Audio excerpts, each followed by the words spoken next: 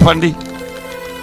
దేవుని మందిరానికి రావాలి, వాక్యం వినాలి, సంఘంలో క్రమ పద్ధతుల్లో అనుసరించి నడుస్తూ ఉండాలి, దేవుని యొక్క ఆత్మతో నింపబడాలి, దైవజనుని యొక్క వాక్యాలు విని ఆధ్యాత్మికంగా బలపడాలి, దేవుని యొక్క దర్శనాలు కలిగి జీవించాలి, అదేవిధంగా దేవుని యొక్క సన్నిధిలో ప్రవచించి ఆత్మను పొందుకోవాలి. ఆమేన్.